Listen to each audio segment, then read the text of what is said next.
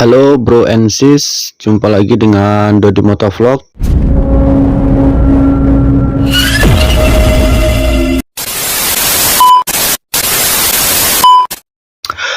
Oke bro, malam ini jam berapa ya bro? Jam 2 bro. Jam 2 malam.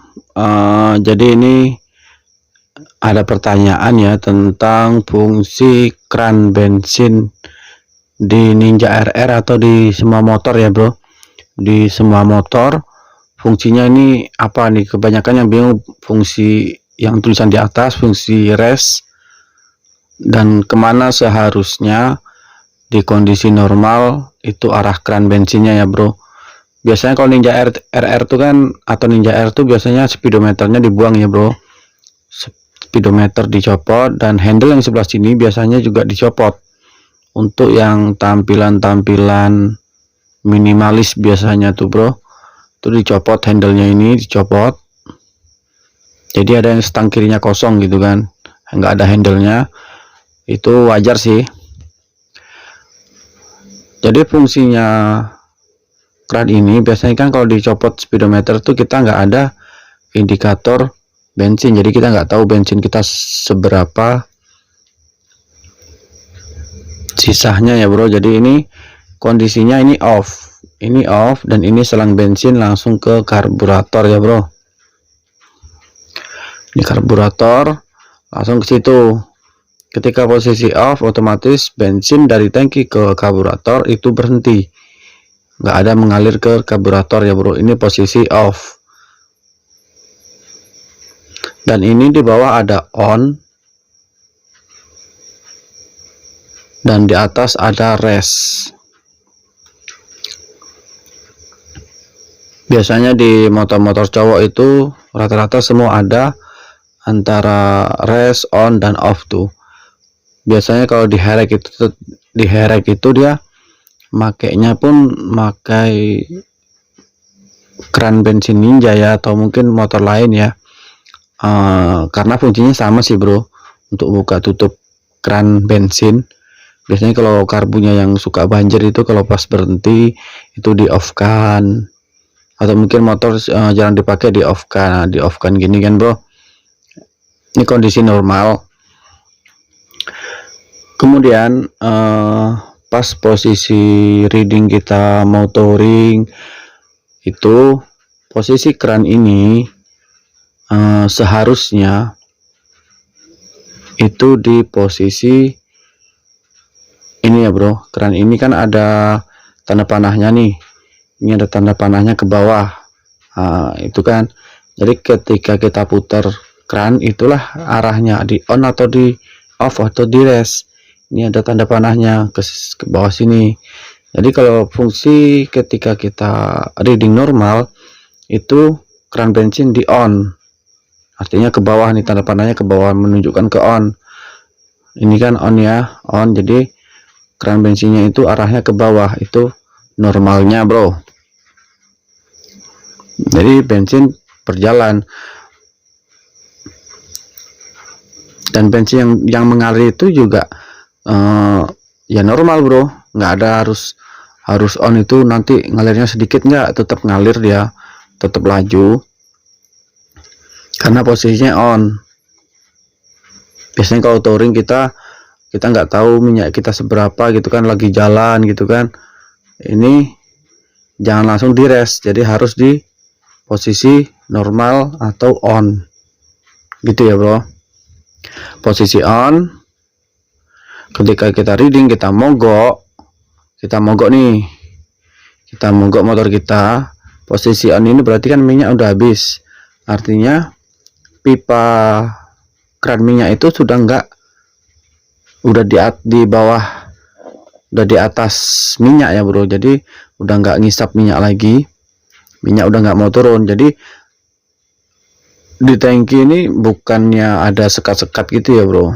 Ada yang bilang ini di tangki ini ada sekatnya gitu kan, ada sekatnya ketika nanti di reskan gitu kan, atau di on kan gitu. Nggak, di tangki ini nggak ada sekat-sekat kayak gini ya bro. Jadi di tangki ini ya plong gitu aja bro. Mungkin ada lekuan di bawah tangki itu untuk tempat filter ya bro. Di lekuan sini adalah lekuan gitu kan bro, itu untuk tempat filter biasanya. Kalau yang nggak ada lekuan tuh saya nengok motor friction oil itu nggak ada lekuan di bawahnya, dia datar aja untuk tangki minyaknya. Kalau motor lain aku belum pernah nengok ya bro. Jadi di sini plong aja bro, plong aja, dan posisi normalnya itu kita di on untuk keran bensin. Kemudian ketika mogok, kita bisa naikkan ke res. Kenapa? Karena pipa res itu lebih pendek dari pipa on. Jadi ketika pipa on udah nggak masuk minyak lagi, kita reskan, itu masih ada cadangan minyak sekitar bisa dibilang 1 liter lah bro, 1 liter lebih bro. Belum pernah ngukur ya, yang jelas itu 1 literan. Itulah kesempatan kita untuk mencari minyak. Jadi motor ini tetap bisa hidup ketika kita putar ke res, motor ini tetap bisa hidup. Nah disitulah kita harus cari minyak secepatnya, karena 1 liter itu seberapa lah ya bro. Jadi harus kita cari minyak, dan ini posisi res. Nanti akan saya tunjukkan keran minyak itu dalamnya seperti apa gitu ya bro. Seperti gambar ini bro. Gambar ini menunjukkan kalau keran minyak itu ada 2 pipa ya bro, pipa panjang sama pipa pendek. Pipa panjang itu on, pipa pendek itu res. Jadi beda ya bro, ini tetap beda, dan bensin tetap ngalir di semua on, dan resnya itu tetap ngalir.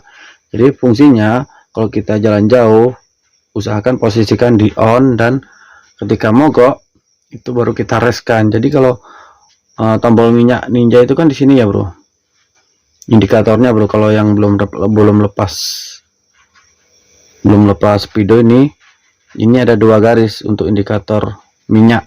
Yang putih itu indikator minyak, E sama F ini minyak bro, dan yang merah itu indikator suhu. Ini indikator suhu di ninja.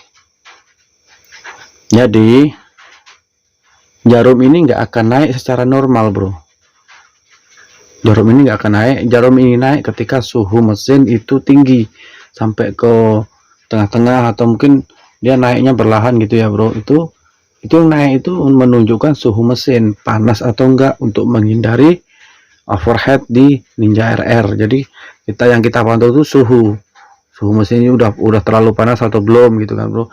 Dan untuk mengaktifkan jarum minyaknya, ini ada tombol full.